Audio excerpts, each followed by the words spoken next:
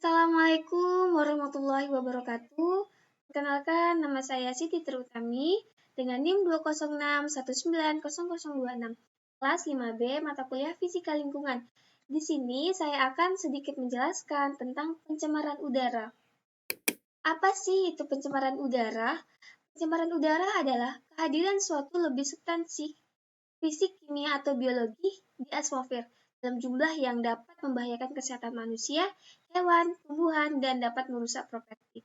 Nah, pencemaran udara dapat ditimbulkan oleh sumber-sumber alami maupun kegiatan manusia. Beberapa definisi gangguan fisik seperti polusi suara, panas, radiasi, atau polusi cahaya yang dianggap sebagai polusi udara.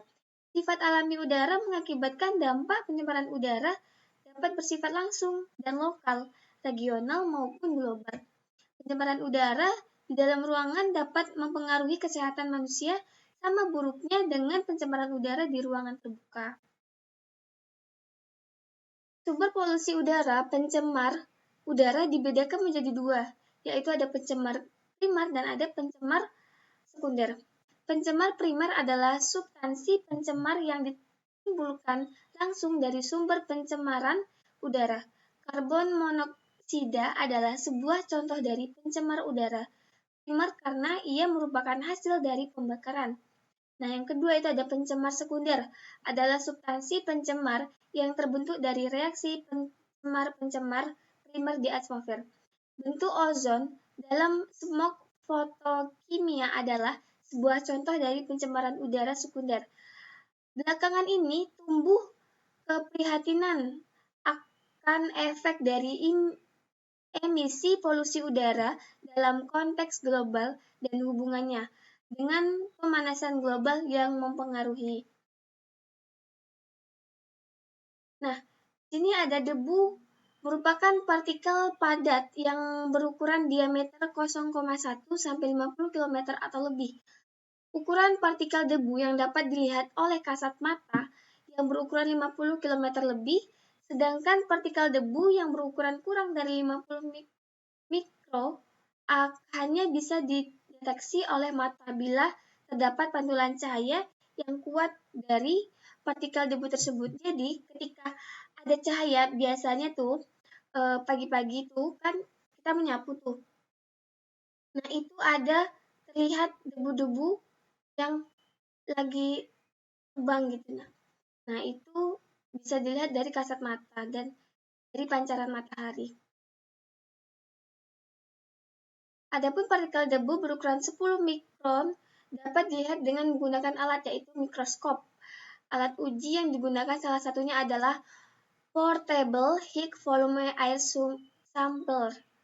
Alat ini bisa digunakan untuk memonitoring kualitas udara di suatu area. Penelitian sebaran debu di lingkungan perkotaan atau industri dan bisa untuk menghitung total debu yang dihasilkan di area lingkungan. Yang kedua itu ada gas karbon dioksida, dikenal sebagai gas yang tidak berwarna, tidak mempunyai rasa, dan tidak berbau, tapi merupakan gas yang setiap saat kita keluarkan. Perlu kita tahu, gas karbon dioksida itu adalah udara yang kita hirup setiap hari. Jadi, jika tidak ada karbon dioksida, berarti bumi ini telah melewati batasnya, maka akan terjadi pemanasan global yang menimbulkan bencana. Nah, alat ukur untuk kadar karbon dioksida atau suhu yaitu ada RH meter AMS 77535 merupakan alat yang dapat digunakan untuk berbagi multifungsi. Alat ukur ini dapat mengukur kadar karbon dioksida pada tempat dan ruangan. Nah, itu ada ozon atau O3 merupakan komponen udara segar yang terjadi secara alami sebagai hasil reaksi sinar ultraviolet dari matahari dengan lapisan atas atmosfer bumi dan membentuk lapisan pelindung yang meliputi bumi. Nah, pengaruh penipisan lapisan ozon itu menimbulkan banyak ancaman terhadap kesehatan manusia dan kehidupan di bumi. Seperti kayak manusia, hewan, tumbuhan. Dan alat pendeteksi ozon atau gas O3 digital yaitu digital seri AMT400. Ini merupakan sebuah perangkat yang dapat membantu dalam mendeteksi gas ozon atau O3 yang sudah tercampur dengan udara. Ozon adalah salah satu gas yang disebabkan oleh kadar rendah dalam udara akibat arus listrik seperti kilat dan juga oleh tenaga tinggi seperti radiasi elektromagnetik. Nah, selanjutnya itu ada gas rumah kaca. Gas rumah kaca menjadi aktor utama dalam isu perubahan iklim. Konsentrasi gas itu menentukan seberapa parah persoalan perubahan iklim. Nah, Longgar dapat menyediakan data tentang tingkat metana, pH4 atau karbon dioksida, CO2, suhu, dan kelembapannya. Selanjutnya itu ada pencemaran air dan alat ukurnya. Nah, di sini pencemaran air adalah salah satu bentuk dari pencemaran lingkungan yang hingga saat ini masih terus terjadi. Kondisi ini tidak hanya terjadi pada masyarakat yang tinggal di daerah perkotaan. Masyarakat yang tinggal di desa juga sudah mulai merasakan kondisi air yang mulai tercemar. Kenapa? Ya karena itu hal yang bisa terjadi karena kurangnya kesadaran masyarakat untuk menjaga kondisi perairan, terutama minimnya edukasi untuk tidak membuang sampah sembarangan ke dalam sungai.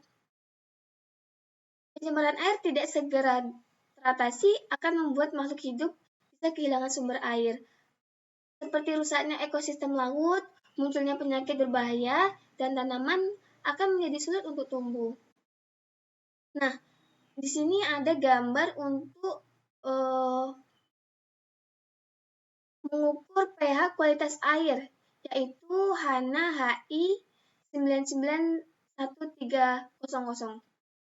Yaitu dalam satu alat dapat mengukur pH kualitas air, elektrokonduktivitas, total padatan laut, serta suhu air sekaligus. Ini ada pencemaran tanah. Pencemaran tanah adalah adanya bahan kimia seperti polutan atau kontaminan yang berada di dalam tanah, serta bisa menjadi racun.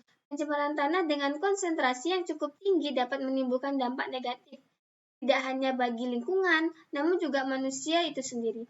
Karena memiliki berbagai senyawa yang memang telah ada secara alami, walaupun tidak tercemar.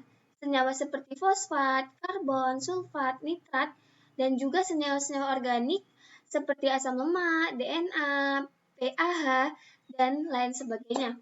Polusi akan berhasil apabila jumlah kontaminan pada tanah melebihi tingkat yang seharusnya. Ini ada dua faktor yang menyebabkan mengapa tanah mengalami pencemaran. Yang pertama, diakibatkan oleh manusia itu sendiri, seperti limbah rumah tangga, limbah industri, terus limbah pertanian, dan sebagainya. Dan yang kedua itu ada penyemaran tanah yang terjadi karena tanah itu sendiri atau proses alam.